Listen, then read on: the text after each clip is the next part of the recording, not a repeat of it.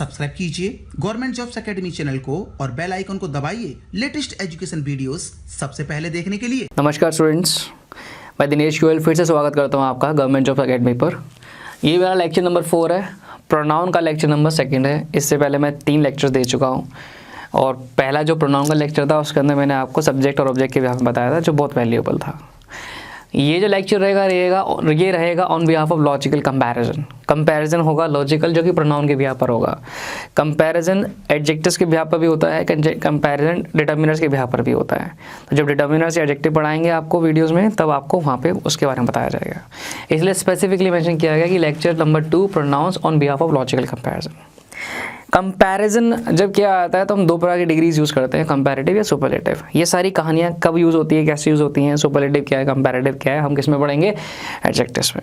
अभी हम बात करते हैं प्रोनाउंस के बिहाफ पर।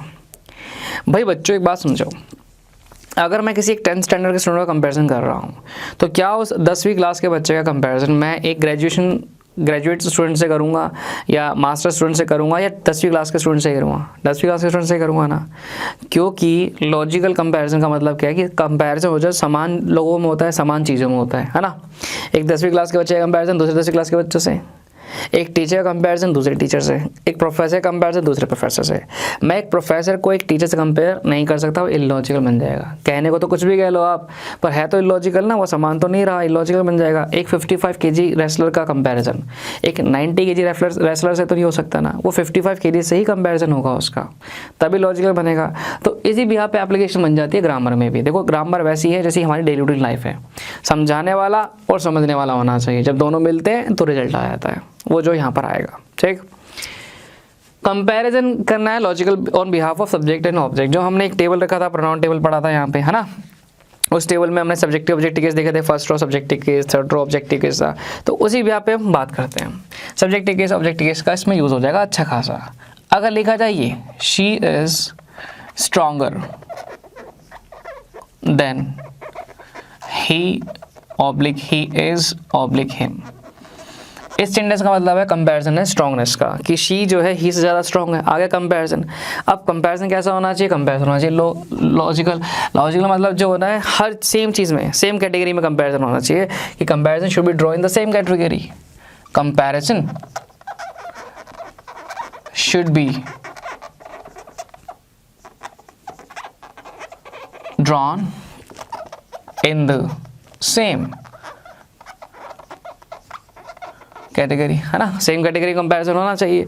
अब यहाँ जो कंपैरिजन हो रहा है वो शी का हो रहा है। अब बच्चों मुझे बताओ, शी क्या है? सब्जेक्ट है, तो सब्जेक्टिव केस हुआ ना ये।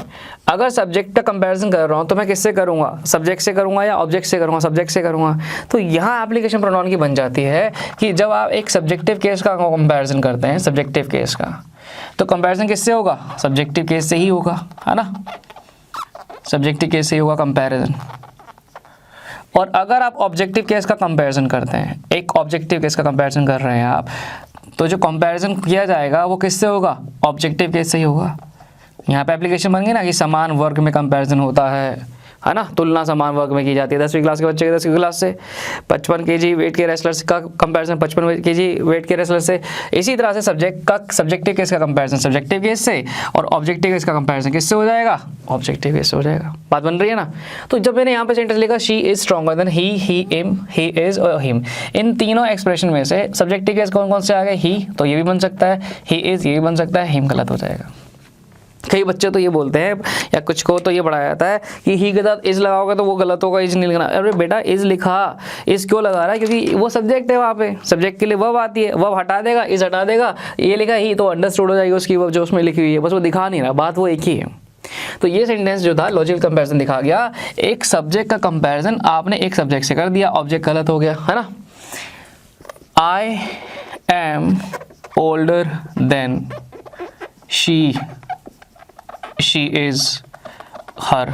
आगे फिर से कंपैरिजन। अब कंपैरिजन किसका आ गया? ओल्डनेस का आ गया, एज से, कि मैं उससे ज़्यादा बड़ा हूँ एज में। सब्जेक्ट है ना आए, अब सब्जेक्टिव केस का कंपैरिजन किससे होगा बच्चों? सब्जेक्टिव केस से, शाबाश। हर ऑब्जेक्टिव केस था, गलत हुआ। क्या क्या आ जाएगा? शी भी यूज़ कर सकते हैं, शी इज भी यूज़ कर सकते हैं। सेंटेंस किस तरह से लिखा जा सकता है? He is senior than I oblique I am oblique me comparison किसका हो रहा है, सीनियरनेस का, किसके रिगार्ड में, सब्जेक्ट के रिगार्ड में। तो किससे होगा, सब्जेक्ट से। तो सब्जेक्ट क्या बना, आई या आई एम, मी गलत हो जाएगा।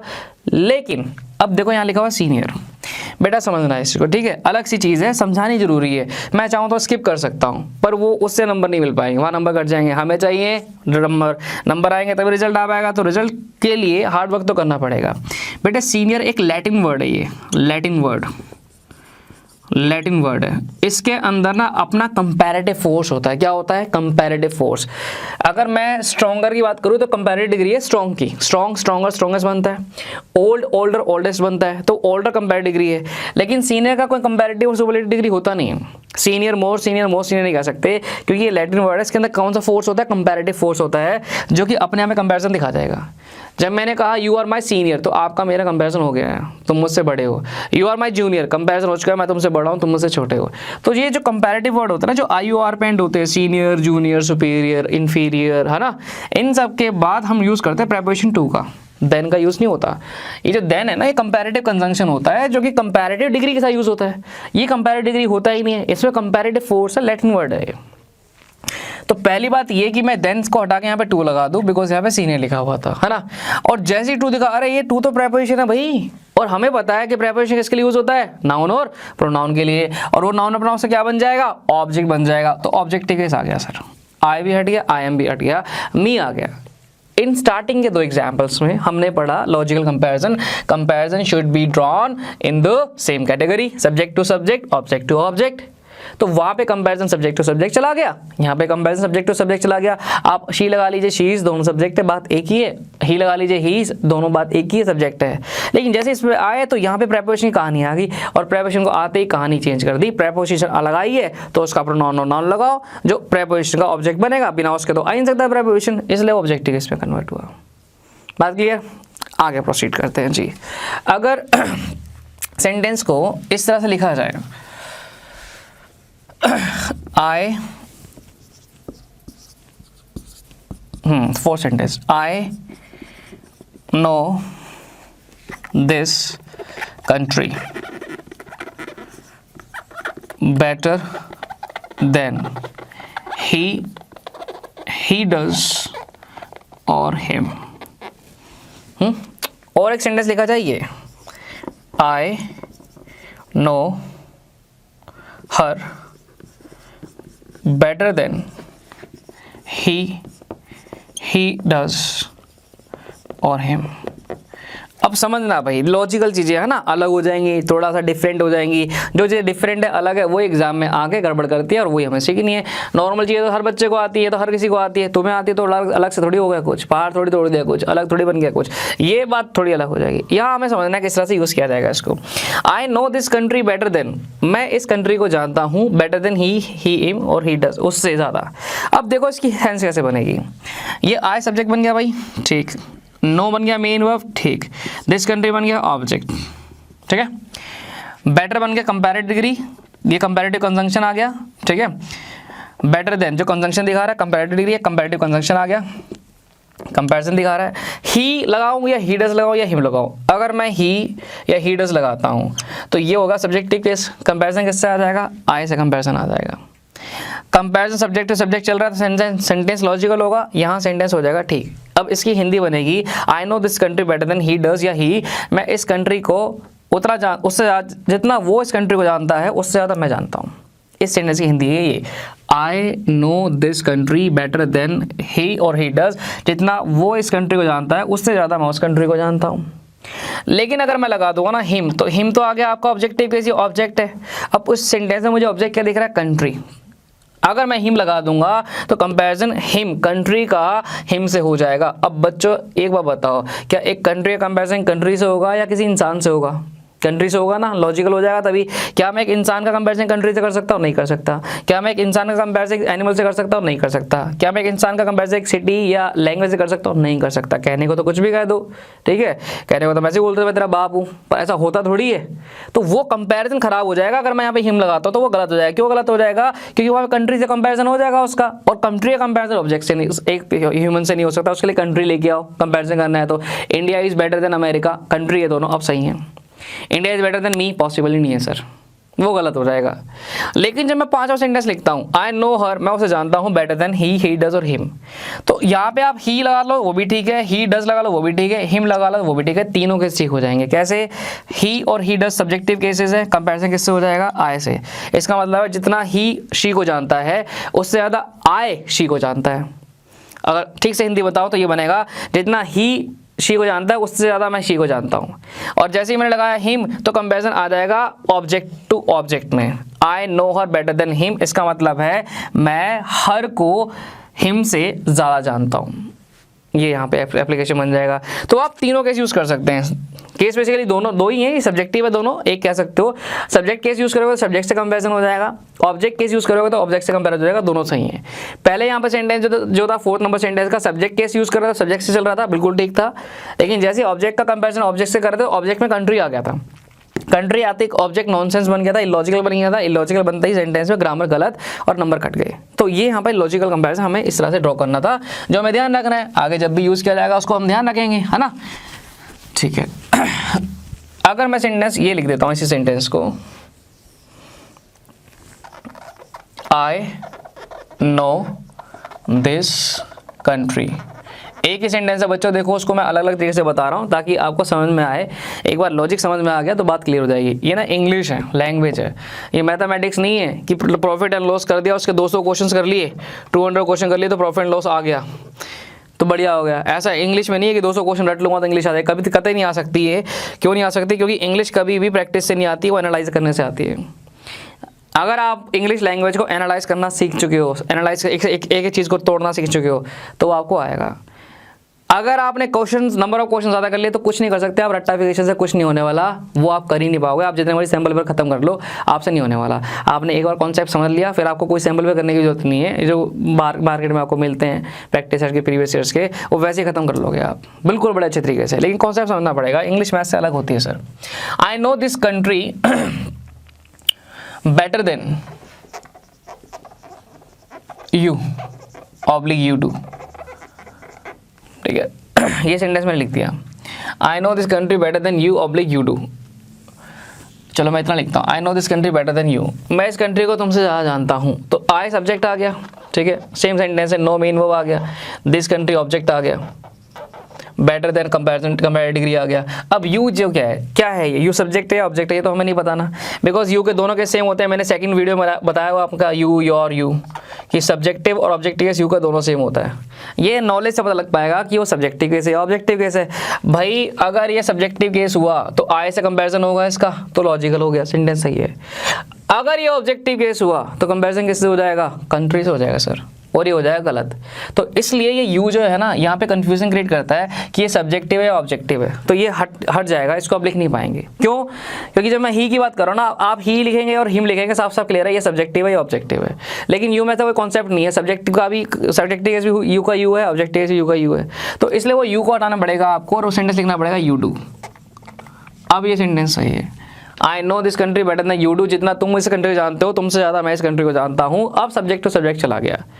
यहाँ जो एग्जाम्पल्स हमने देखे थे ना बच्चों, इन एग्जाम्पल्स में आप ही लिखिए और ही इज लिखिए, बात एक ही है। इसको हटा भी देते हो, इस पूरे एक्सप्रेशन को हटा भी दोगे ना तो भी सेंटेंस ठीक है। I know this she is stronger than he, वो अंडरस्टूड सब्जेक्टिव, बिकॉज ही का ऑब्जेक्टिव केस होता है आपका हिम, तो अलग हो जाएगा। लेकिन यू में गड़बड़ होती है, इसलिए वहाँ पे मैंडेटरी आपको यू डू लगाना पड़ेगा। अगर आपने सिर्फ यू लगाया तो वो ऑब्जेक्ट भी बन सकता है, और जैसे ही वो ऑब्जेक्ट बनेगा वैसे ही वो गलत हो जाएगा, है ना, इलॉजिकल सेंस दे देगा, कंफ्यूज कर देगा मुझे, तो वो गलत हो जाएगा। तो वहाँ पे हमें ध्यान रखना पड़ेगा।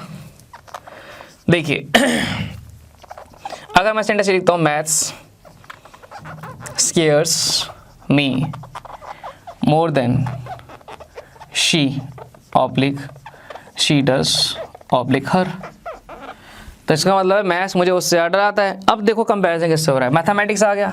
अब मैथमेटिक्स तो एक सब्जेक्ट है ना, और वैसे मैथमेटिकल एक वैसे भी सब्जेक्ट है पढ़ने वाला, ठीक है। तो एक सब्जेक्ट का कंपैरिजन ह्यूमन से तो नहीं हो सकता, ये तो पॉसिबल नहीं है, तो इलॉजिकल बन जाएगा, बनेगा इलॉजिकल।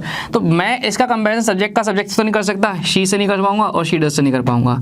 लेकिन अगर मैं बात करता हूँ मी की, मी तो ऑब्जेक्ट है, ऑब्जेक्ट का कंपैरिजन ऑब्जेक्ट से हो सकता है, बिल्कुल हो सकता है, लॉजिकल बन जाएगा और ये से हो जाएगा। Maths scare me more than her, जितना मैथ्स उसको डराता है उससे ज़्यादा मुझे डराता है, कहने का मतलब ये है। Maths scare me more than she का मतलब पता है क्या बनेगा हिंदी में, जितना वो मुझे डराती है उससे ज़्यादा मैथ्स मुझे डराता है। अब कहने को तो कुछ भी कह लो यार, मैं तो उससे डरता हूँ, कहने को तो कुछ भी कह लो कि मैं उससे डरता हूँ, और जितना मैं उससे डरता हूँ उससे ज़्यादा मैं से डरता हूँ, कहने को तो कह लो। स्पोकन अलग है, ग्रामर अलग है, ग्रामर विद्वानों की, स्पोकन तो नॉर्मल में यूज़ होता है, स्लैंग बन जाते हैं, तो इसलिए वो वहाँ पे ऑप्शन जो हो जाएगा वो गलत हो जाएगा। ठीक है, जैसे मैं एक और एग्जाम्पल देता हूँ, please offer this seat to someone else who needs it more than you। ये सेंटेंस आ गया, please offer this seat to someone else, कृपया करके ये सीट किसी और को ऑफर करें जिसको तुमसे ज़्यादा इसकी ज़रूरत है। ठीक है, हु नीड्स इट, अब यहाँ पे हु क्या बन जाएगा, सब्जेक्ट बन जाएगा, please offer this seat to someone else, ये आपका क्या बन जाएगा, पूरा पूरा बेटा इंपेरेटिव सेंटेंस बन गया। इंपेरेटिव सेंटेंस क्या होते हैं, वो बिल्कुल बेसिक नॉलेज होती है ना, टाइप ऑफ सेंटेंसेस जो होते हैं उसमें दी जाएगी आपको, वो भी मैं आपको जल्दी ही प्रोवाइड करा दूंगा कि टाइप ऑफ सेंटेंस होते क्या, कितने प्रकार के होते हैं। हु नीड्स, ये सब्जेक्ट आ गया, ये वर्ब बन गया, ये ऑब्जेक्ट आ गया, who needs it more than you, जिसको तुमसे ज़्यादा उसकी ज़रूरत है। कंपैरिजन किस में आया, सब्जेक्ट टू सब्जेक्ट में चला गया। अगर ये सब्जेक्ट होगा तो ठीक है, लेकिन अगर ये ऑब्जेक्ट हुआ तो गलत हो जाएगा, सेंटेंस सेम बन रहा है, जैसे सेंटेंस 6 बन गया था। तो क्योंकि यू का तो सब्जेक्टिव ऑब्जेक्टिव सेम है, मुझे तो नहीं पता लग पा रहा कैसे करना है, तो भाई मैं क्या करूँ, तो मैं यू को हटा दूंगा और मैं लिखूंगा पूरा यू डू।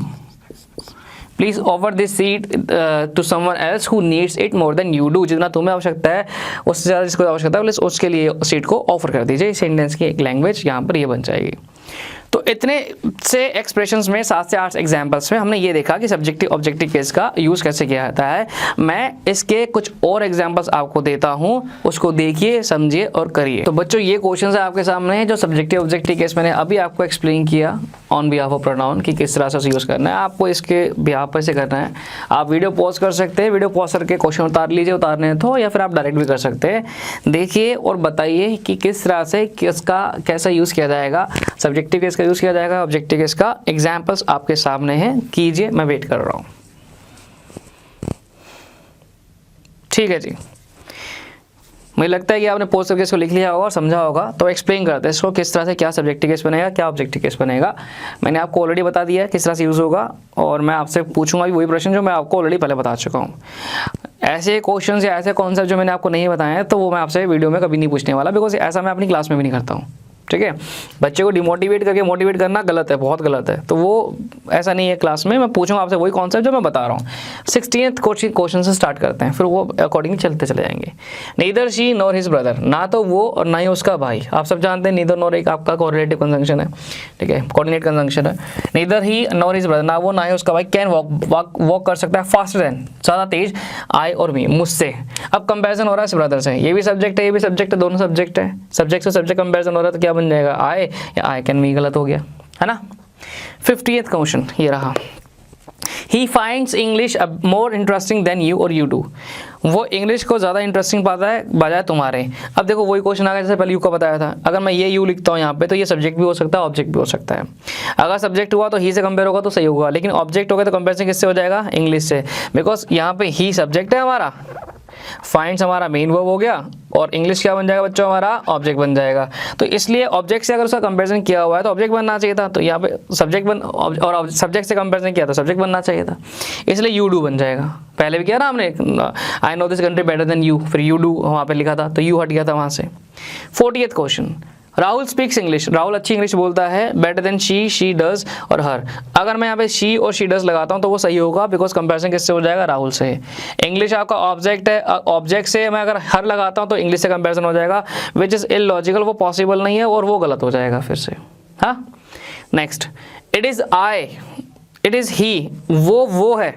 अब देखिए यहाँ पे ही क्यों है, हम सबको पता है यहाँ हिम नहीं हो सकता, बिकॉज ये एक सब्जेक्ट कॉम्प्लीमेंट का काम कर रहा है, जो एक सब्जेक्ट को डिनोट कर रहा है ना। वो है जिसको पसंद नहीं शुगर अपनी चाय में, मैं नहीं।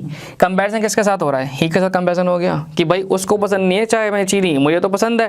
कंपैरिजन उसके और आपके बीच में हो गया। अगर वो सब्जेक्ट है तो आप भी सब्जेक्ट हो गए, वो ऑब्जेक्ट है तो वो आप भी ऑब्जेक्ट हो गए। तो यहाँ पे ही क्या आ गया, सब्जेक्ट, तो यहाँ पे सब्जेक्टिव केस बनना चाहिए था। आ गया ना। चीज़ें अलग हैं, देखने में अलग है, सुनने में अलग है, प्रैक्टिकल अलग है। लाइफ भी तो ऐसी होती है ना, हम सोचते कुछ और है, होता कुछ और है, मिलता कुछ और है। जैसा जो दिखता है वैसा वो कभी नहीं होता। देखने में चीज़ें अलग है, समझने में अलग है। एक बार समझ में आ गई, ज़िंदगी भर आपकी समझ में नहीं आई, रटते रहो पूरी ज़िंदगी, कभी काम नहीं आ पाएगा।